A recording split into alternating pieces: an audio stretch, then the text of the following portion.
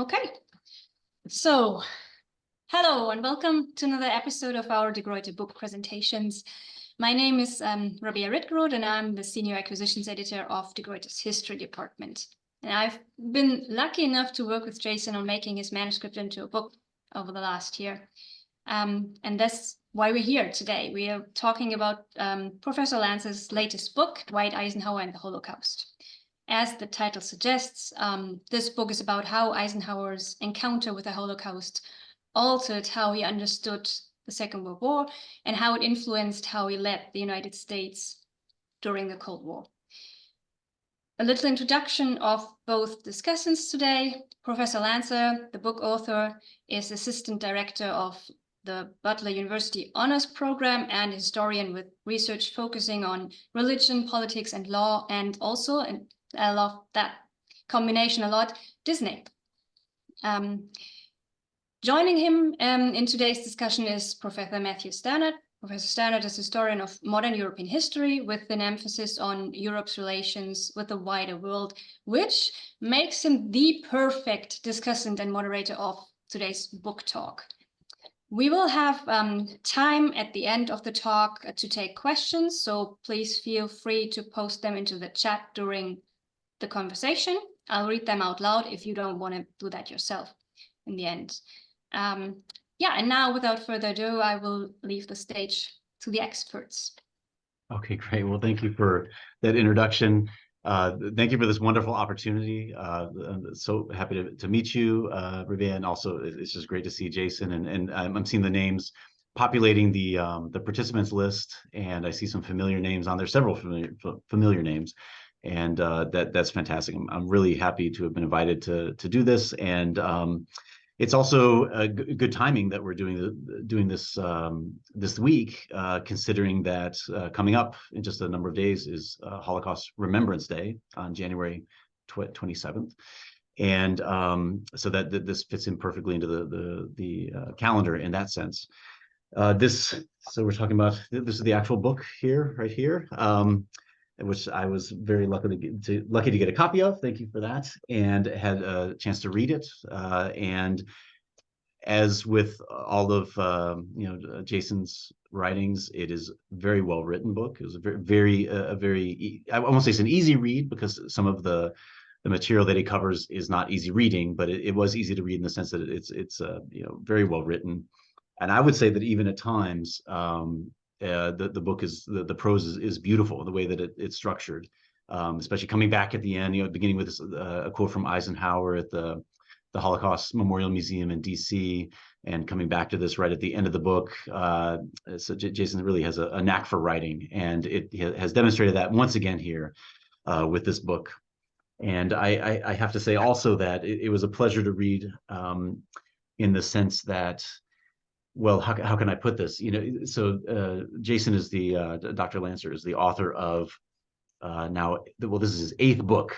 So a prolific writer and author, really amazing what Jason has brought to his different audiences. And I think that they probably are different audiences, to get to my point here, that I suspect that a number of us have followed different authors and different academics, different scholars over the years, and read different articles and books and other writings by them, and have had a suspicion at some point that maybe a person is writing on a different subject, or they've written another book on something else, but this kind of sounds like a book that they've written before, you have there's a tendency, and I'm sure I'm guilty of this to some extent, of going back and sort of returning to stuff that you've written before, even subconsciously.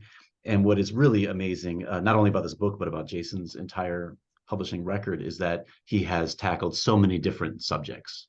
And here he's really branched out into another area by talking about General and President Eisenhower and his experience with the Holocaust, his experience liberating concentration camps in Western Germany, and then looking at how these affected Eisenhower over the long term. I found it very persuasive. I knew nothing of his history, of Eisenhower specifically, and his experiences. So I learned a lot.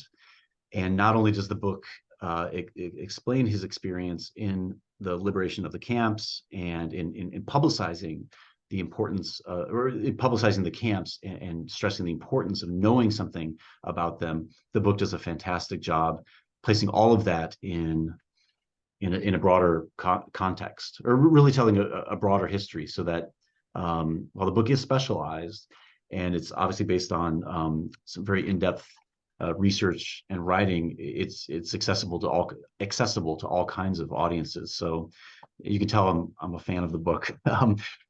Another thing that I want to get to some questions here for you, Jason, and I want to.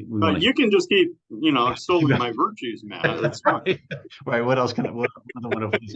I could talk for a while. But I did. Yeah. One thing that I thought was very important, that really jumped out at me reading the book, is it really is an important reminder of how unbelievably horrific these camps were. And this is just, I mean, Eisenhower just encountered firsthand Nazi camps in western parts of Germany. So it was the Red Army that liberated Auschwitz. That's why we have Holocaust Remembrance Day coming up.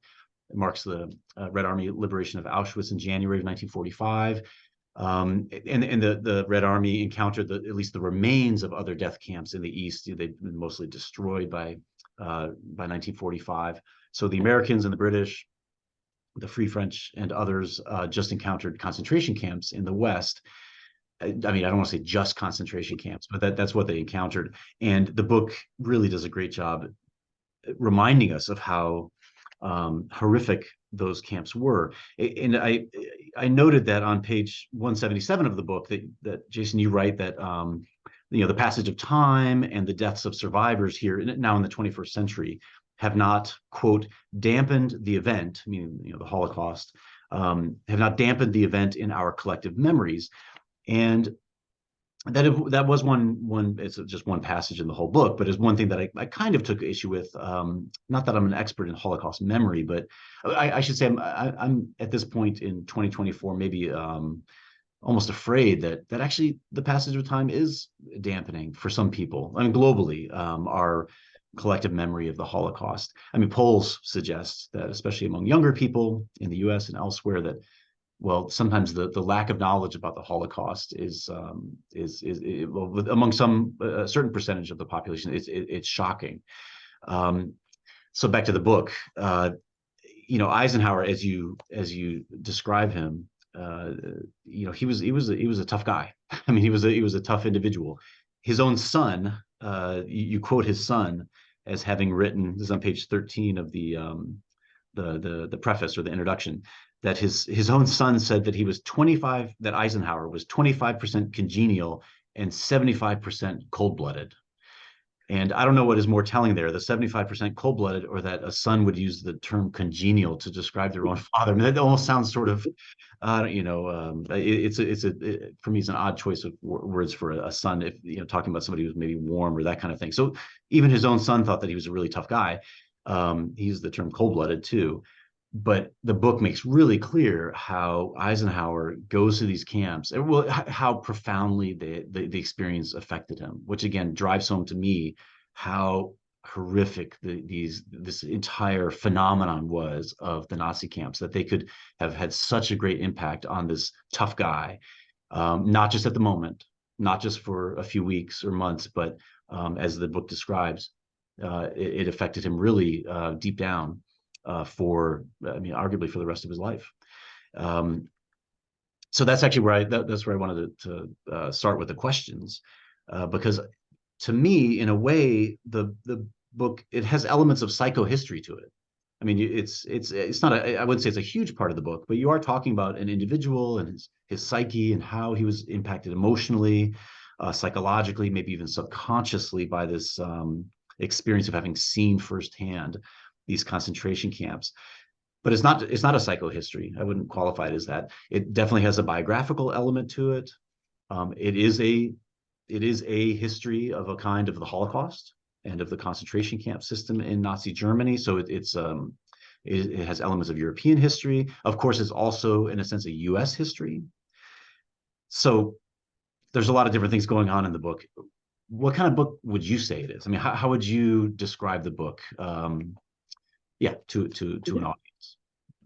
It's a history of the Second World War, in a lot of ways, and blending those different streams of historical research that, as we both know, we stand on the shoulders of the people who came before us in terms of research and writing. And this blends streams in a way that for some people is going to be uncomfortable if you're an expert in the field.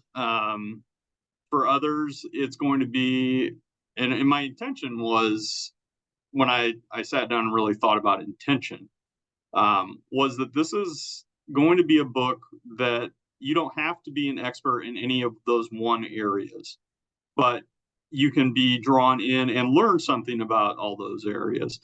And I think you're right. Until you really had said it, I had not thought of it in terms of a psychohistory. And yet it is. I mean, that's what got me started with the book, was that quote at the Holocaust Museum. It's which Eisenhower talks about what it was like when he saw the camps, and it's a quote from a letter he sent to General George Marshall and asking for people to be sent over from Congress and other places to view the camps for themselves. It's also, I knew that quote, but I also knew that no one had dug deeper than quoting the quote, if you will. And that's really what propelled this book forward, was what is the impact does this experience have on Eisenhower, a guy who goes on to become president for 2 terms, who leads the country through the early stages of the Cold War. And the idea that it doesn't have an impact on him after you read that quote, that it was just, oh, well, that was something that happened in April of 1945, and then I moved on. I thought that there was some more to it, and I believe that there is, and that's what I tried to capture in the book itself.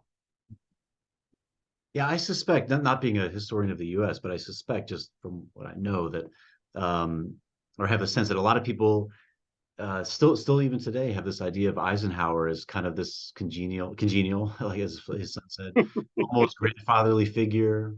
I like Ike. I think a lot of people have sort of taken in this some of the campaign sloganeering or that sort of thing from his different campaigns.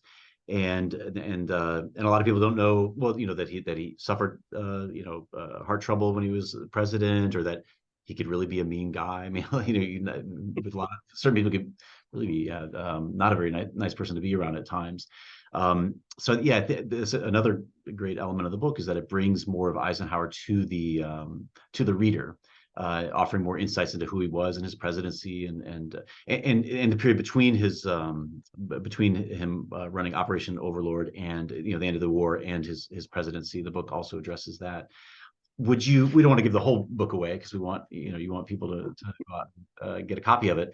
But could you talk for a minute about a specific way that you? I should preface this by saying that I really read the book with an open mind. I knew very little about Eisenhower, and when you say in the beginning of the book that it impacted him long term, it wasn't that I was dubious. I just said I'm going to wait and see how this could have been, because I did not know that history at all. And I have to say, I came away convinced. Second half, this is definitely one of those books you want to read, the entire book, and get all the way through it, because all the way through the second half of the book is where I think you make a lot of these connections in terms of how that experience impacted his later career. Could you point to maybe 1 or 2 concrete ways in which that experience at the concentration camp then manifested itself later in his either in his military career, his presidency, or even after? I think in some ways, his experience at the camp is the culmination of the aftermath of the war, what he sees as the war, when he's in the middle of fighting. So right up until maybe he visits the camp, Ohrdruf in April of 45. This is about winning the war, and it's about doing what needs to be done in order to win the war. That's his job, that's his mission, that's what his men have been tasked with. And it's really what I think he comes into his own in that period from Overlord forward. But then there's also the reality, and it's a very stark reality. And I think the camps, the revelation of what the camps were, because, and I think this is fair to point out, that Eisenhower and the American leadership knew that the Germans had a labor camp system, and I think that's how Eisenhower viewed the camps. They knew there were camps. They didn't know where they were necessarily, but they knew there were camps. Did they know the Holocaust? Well, some people did, or had been told of it. But Eisenhower's job wasn't to end the Holocaust, it was to win the war. That's what he was told to do. But now here we are at the end of the war. And I think his grandson talks about visions of a glorious finish in April of 1945, coming to an end when he arrives in Ohrdruf. That suddenly, this is a whole different reality. And then I think in that next month, right, from April to May, as it's obvious that the war is going to be won, the Allies are going to prevail, then it starts to set in, we've destroyed in this conflict, not just the United States in terms of bombing and the attacks, but this war as a whole has destroyed, has gutted Europe in so many, many ways. There's going to be this massive project of rebuilding. And part of that rebuilding effort is going to be making sure that this kind of thing does not happen again, that a war of this scale does not happen again. And that's, hammered home just a few months later, right after the Potsdam meetings, in which Eisenhower helps facilitate as well, with the decision by President Truman to drop nuclear weapons on Japan to end the war that way. And as Eisenhower says, that changes war forever. That changes everything forever. You can't have this kind of weapon and just say, oh, this is just another weapon.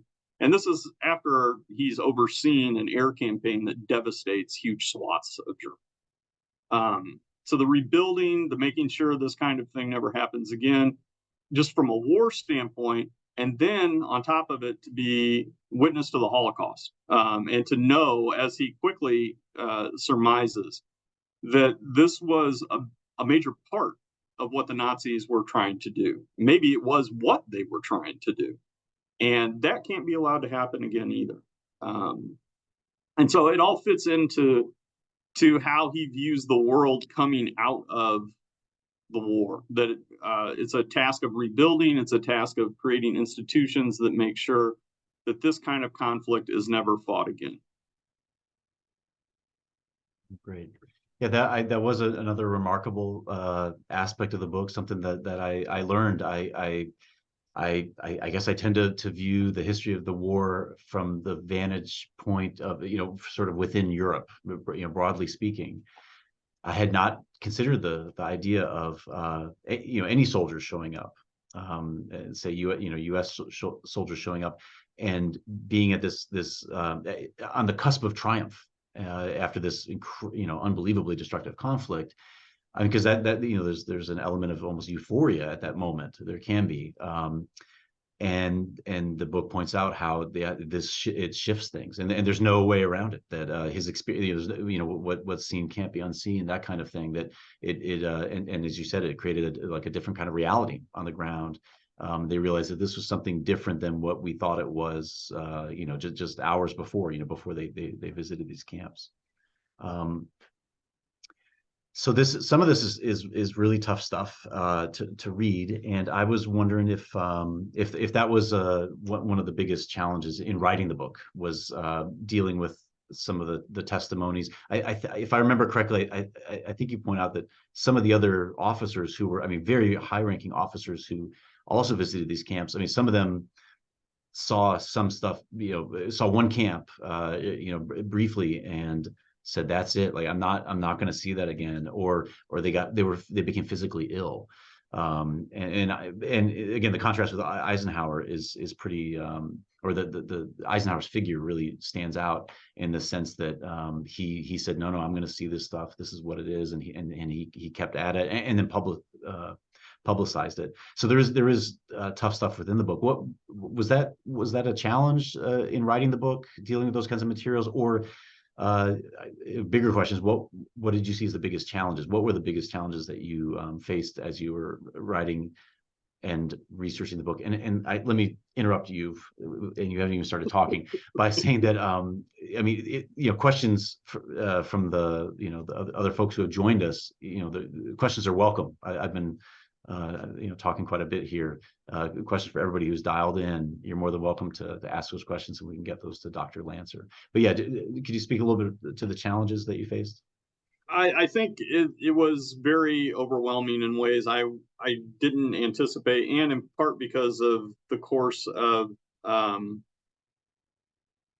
just the world. And I'll start there with I started working on this back in 2017, 2018. I was reading books. I had encountered the quote. I started doing research, and I had a draft, and it was huge and unwieldy, and I would never send it to an editor. But I had a draft that I printed out in March of 2020 to take home with me for spring break. I wasn't going anywhere. I was like, I'm going to start whipping this thing into shape. And then the pandemic hit. And I after the initial sort of, well, what are we going to do? Like, when are we going back to the office? I said, I have this, I could work on this. And I opened that. I can remember sitting in my living room, opening that manuscript up and looking at it and saying, I can't deal with this right now. It's too much. There's too much going on in the world. This is too much. Likewise, I can remember at one point I had a stack of books on my desk.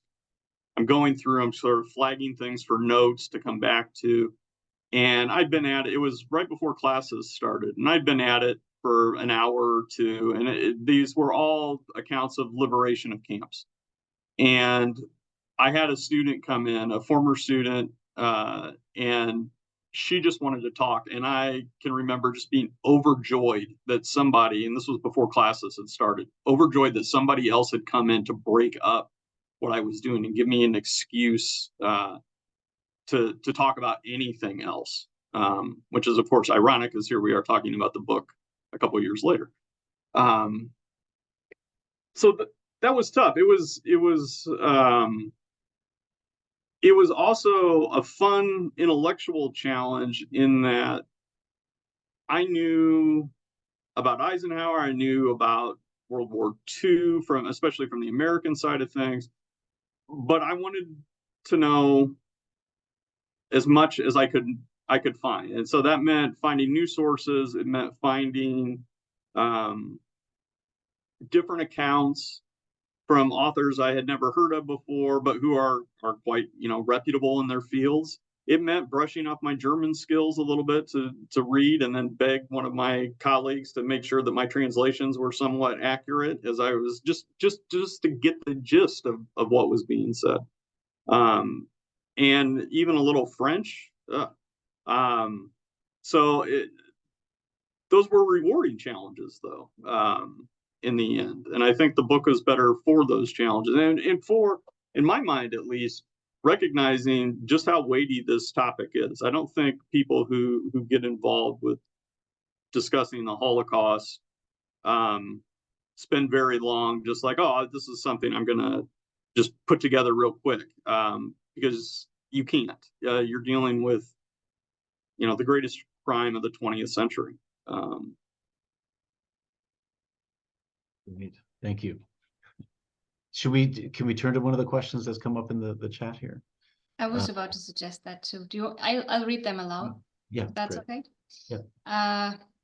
One of the striking elements of the book for me was the extent to which the Holocaust and its aftermath influenced the relationship between Eisenhower and some of his subordinates, particularly Patton. How important was the encounter with the Holocaust in the internal politics of either it's SHAEF or SHAEF as the war came to an end? Good question. Patton and Eisenhower have a very long, rich, complicated history. They both come into the service at about the same time. They both are active during World War I. Patton actually gets to see combat on the Western Front. Eisenhower remains back in the United States.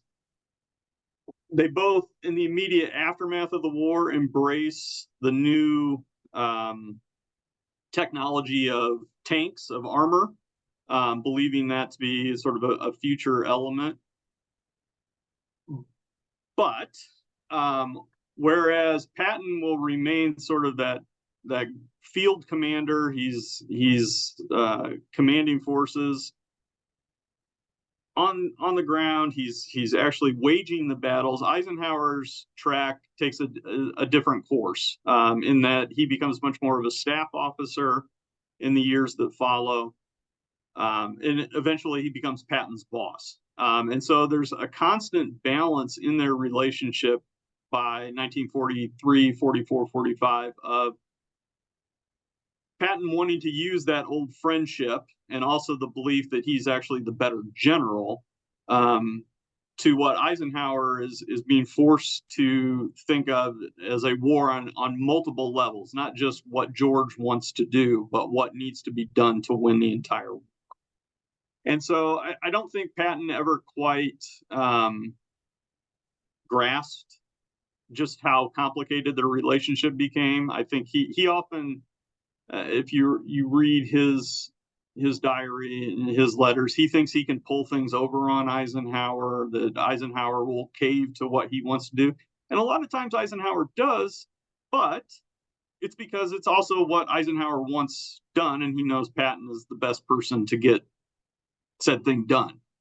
But he also has no problems in the end pulling Patton aside and taking him to task. In particular, after the war is over, and the U.S. is setting up its zones of occupation, Patton gives a press conference, as he was wont to do, in which he discusses how, the Soviets are really the big issue, that we should be probably gearing up for war, that if he'd had his way, he would have continued driving on to Moscow and would have ended things.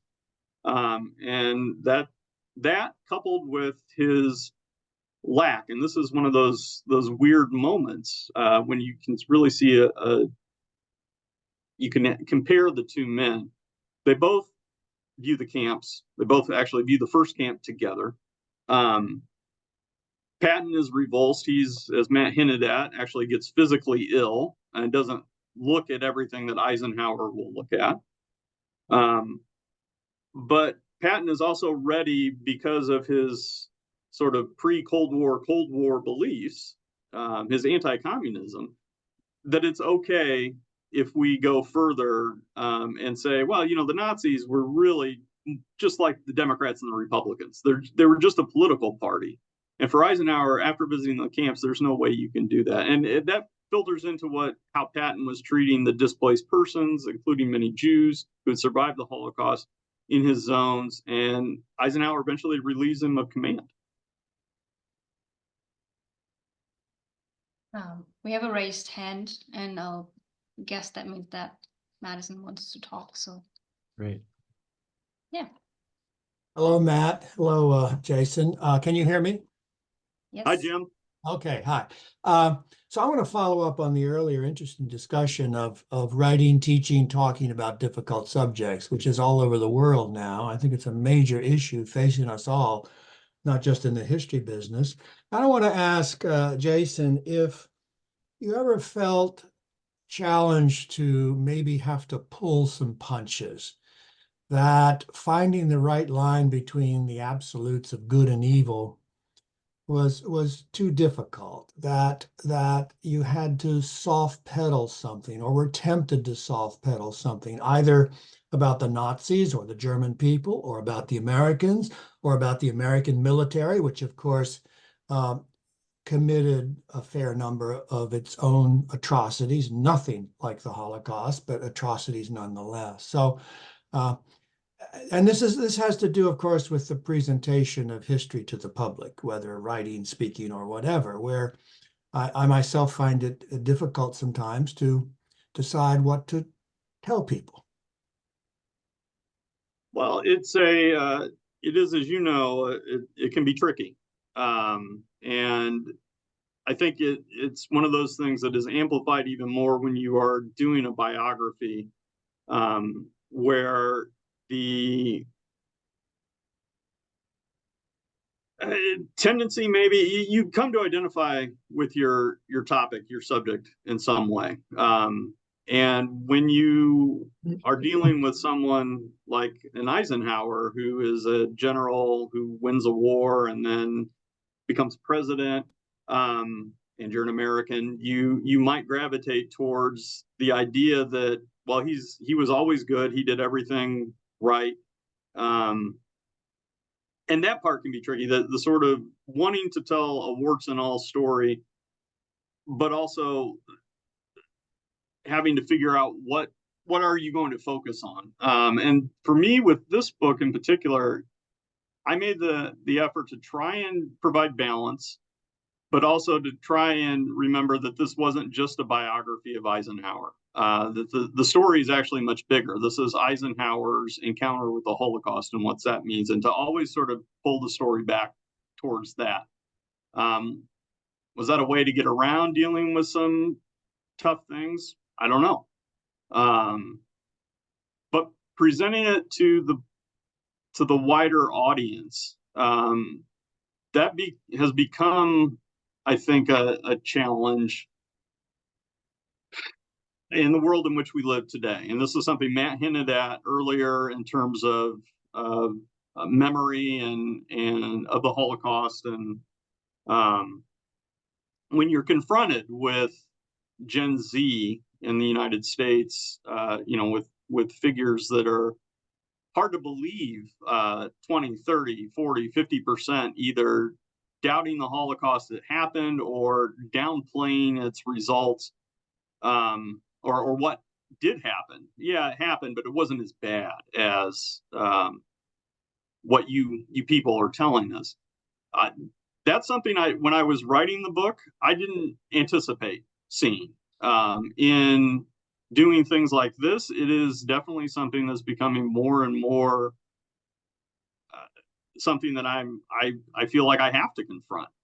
It's no longer the assumption that they know the facts, the basic facts, and we're telling one part of that story now. I've already found that there's a lot of legwork for us as historians to do to live up to what Eisenhower called us to do, which is to never forget.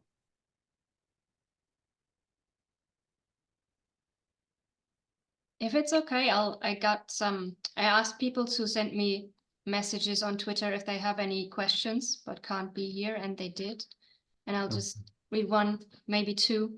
We'll see how much time we have left. One is about denazification. Eisenhower was in charge of that, right? So the question of that person is, why, I have to rephrase it a little bit, why didn't he see it through? So why was it, Nuremberg, and then it just basically stopped. It never trickled down. Why wasn't that important enough, especially after what he witnessed? It's a good question. I think there are a couple of answers to that. One is that Eisenhower only remains military governor of the American zone of occupation until November of 1945. He remains in his job in Europe for essentially 6 months after the war comes to an end. Part of that has to do with him wanting to go home. He's been gone for years, and really, if you factor in his time in the Philippines during the 1930s, he hasn't been in the United States much at all since the early 1930s. So he wants to go home. He wants to be with his wife. He talks about just wanting to go home and go fishing, but he sets up all the processes. He sets up the reason we have the Nuremberg trials the way we have them is because Eisenhower made that happen. He is a staunch proponent of denazification, from everything from blasting swastikas that are in granite and limestone to changing street names to looking into and making the orders. It's not as if Eisenhower's doing this all by himself, but giving the orders so that we are trying to figure out who exactly is a Nazi and really defining what that meant. Is it party membership? Is it activity in certain groups? Is it this? Is it that? Trying to figure out what denazification actually will mean. The American zone of occupation under him and then under his successors does prosecute more people than the British and French zones of occupation. They go deeper, but as the questioner points out, it doesn't last. And that's because other things happen. The Cold War emerges, and there's a decision made, and this isn't Eisenhower's decision. This is one of those interesting things with dealing with the book, was how much he's pulled into and has to deal with events post World War II and pre-presidency, in which he's really not a direct actor. So denazification grinds to a halt after he's gone home. And he's no longer really officially even in the military for part of that time. And these other wider issues come into play that force some difficult decisions. And I think that maybe alluding to what Jim's question was earlier, this is one of those tough decisions that isn't pretty, that is balancing those two competing things. Do we continue denazification, or do we need some of these people who were Nazis to help us fight this new conflict that we are now involved in? And if I could jump in, an element of denazification was just confronting Germans in general, including Nazis or former Nazis, with the crimes that they had committed.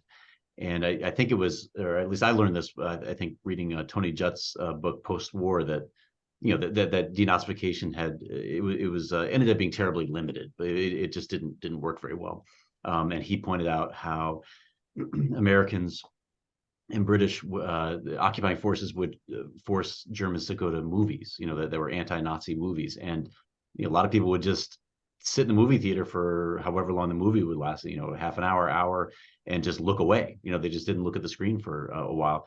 And I read an echo of that in the book when you pointed out that when Eisenhower and other occupation authorities, when they forced local Germans to come and see the crimes that had been committed in these camps, some people, they literally, if I remember correctly, they had to yank people's hands away from their faces because people would just cover their faces so they wouldn't have to witness what had happened. And so maybe by its very nature, there were these limits to how far denazification could go in a population if the population just didn't want to face up to what they had perpetrated.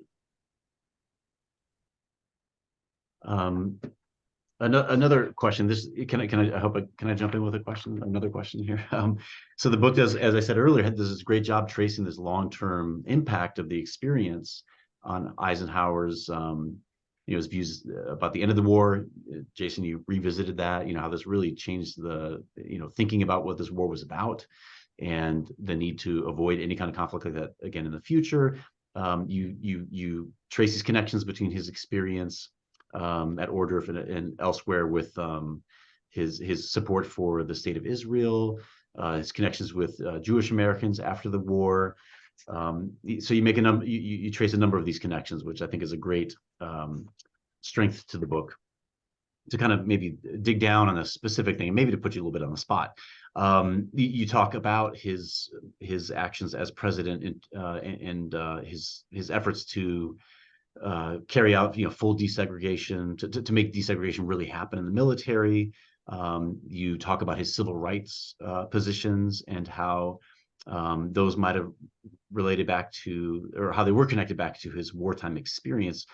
But something that I wasn't clear about, having read the book, is whether there was do you see a connection between his revulsion at the results of Nazi racial policies specifically and his later attitude towards race relations in the United States?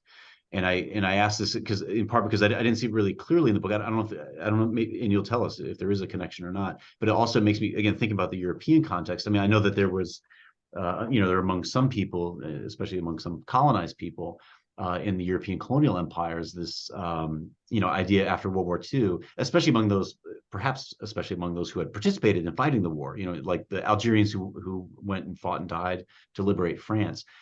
This idea took hold among some of them that, well, we defeated a racialist, fascist power in Europe. How can racialist, oppressive colonial regimes stand after having done that? But do you think there was a direct connection between specifically the racial ideas in Nazi Germany that propelled the Holocaust and Eisenhower's later views, or am I tracing a connection that maybe isn't there? I think there is. I would not say that Eisenhower was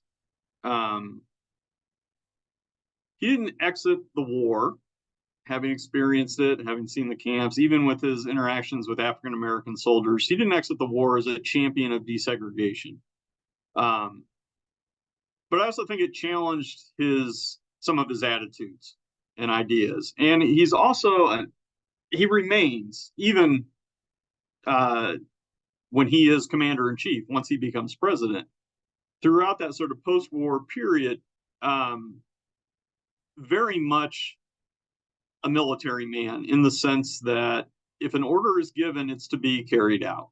And so when those things eventually start to come into play together, and we can look at what happens in Little Rock as maybe the quintessential example. Although I'd like to point out that the Eisenhower administration had proposed a civil rights measure before Little Rock happened, that once the Supreme Court rules that schools are supposed to be desegregated, and you have active attempts at blocking that effort, and in Eisenhower's case too, he had talked to Governor Farbus. He thought that they had a deal worked out where things were going to happen, and then the governor double-crossed him. And went on the news and said, there's no way we're doing this. The federal government isn't going to force us to do things. And so what does Eisenhower do? He sends in the military. He says, yes, we are desegregating these schools. It is a powerful moment. And it's a moment, too, that I think speaks to that sort of notion that the world that comes out of World War II is going to be different. It has to be different. And we have to address issues. And even if Eisenhower, and I think this is safe to say, he's not perfect when it comes to his civil rights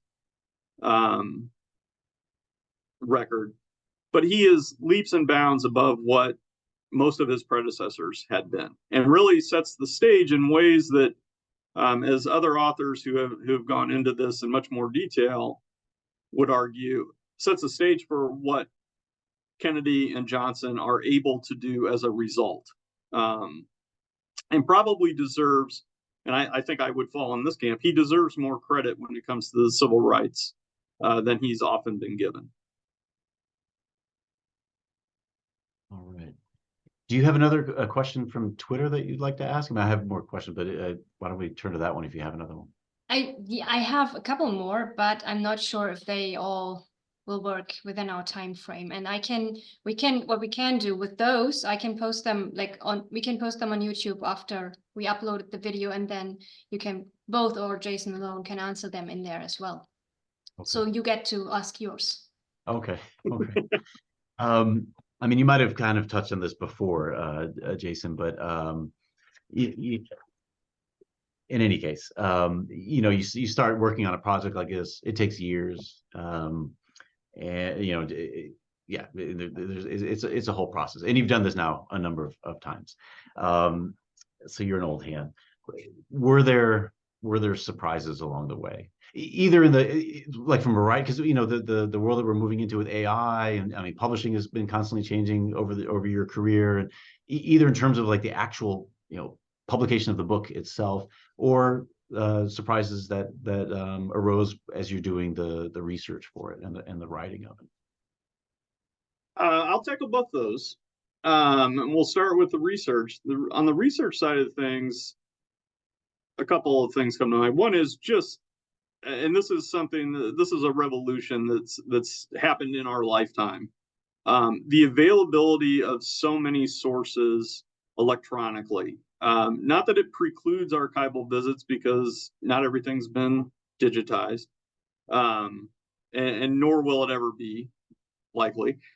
But the ability to start research very, very quickly in a variety of ways in which you would never be able to find unless you are independently wealthy or win the lottery, the ability to go to all those, sources and hold them in your hands. It's just phenomenal. Likewise, related to that, the willingness of archivists to embrace that and to really help out researchers by providing documents very, very quickly electronically. Sometimes even with, free of charge, because they've already been scanned. There's no labor other than clicking from one folder to another. I think one of the things that surprised me the most personally, and this was maybe more of my I don't know if it was naivete or what, or maybe it reinforced would be better than surprise. Just how important the sort of on the ground history is when you're actually there. So I've been very fortunate to be able to lead several study abroad trips to Germany during the course, actually, of the research for this book. And every time finding something new, thinking about something, whether it's because we're in a place that Eisenhower was, or it's just a new, museum exhibit that talks about the German World War II experience or the Holocaust in a different way, and seeing those kinds of things that, again, otherwise I wouldn't have seen. So, that's my plug for people who are wealthy. Please give more money so that we can go travel and do things like that, and more records can be digitized. On the publication side, I would just say this has been an incredible. Now I'm going to try and make my editor blush a little bit and say that working with Rabea has been absolutely fantastic. De Gruyter has been awesome. The speed by which this process moved makes just about every other book I've worked on look like what were we doing? And I think that's indicative of not just their approach as a company, but also where we're moving when it comes to academic publishing. That you really can, if you've got a manuscript in hand, it doesn't need to take years and years to get it published once it's finished. That we can actually get things out there and get conversations going and get involved in wider discussions much quicker than maybe the traditional way we've published as a discipline has happened. Well, I'm going to second you on a few things there.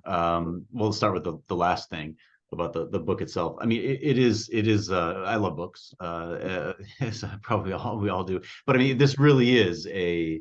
If I had not spoken with you and we had an email back and forth about the book, and I knew nothing about its production, I'd have no idea how quickly it had been produced. I mean, it is a work of quality, so that it can be produced in such a relatively short turnaround time is fantastic.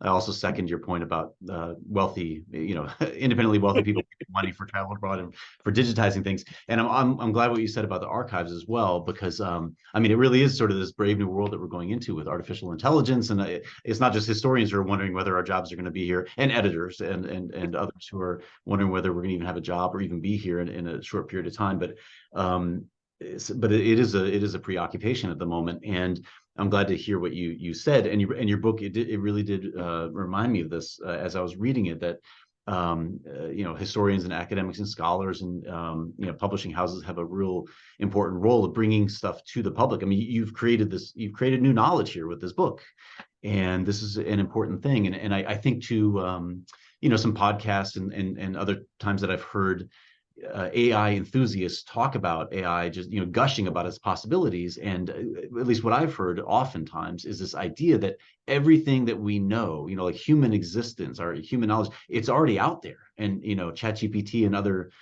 programs are just letting us see ourselves and sort of getting getting the best and also the worst.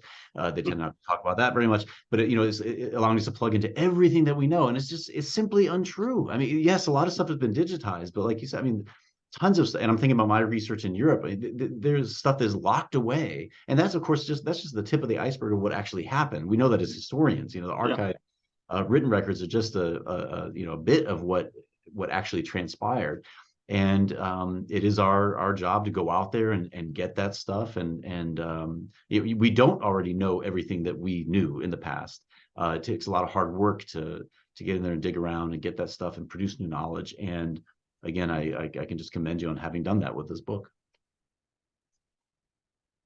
I second that. And thank you for everything you said. It was really nice, but just let me maybe round it off by saying that any publisher is only as good as their authors, right? So it's really your doing that's making all of this possible. So thank you for your trust. Thank you for making the time today to do this, to present that book. Thank you, Matthew, for coming here in between classes. And for everyone engaging and for all the great questions that were asked. Yeah, I think we're okay wrapping this up now.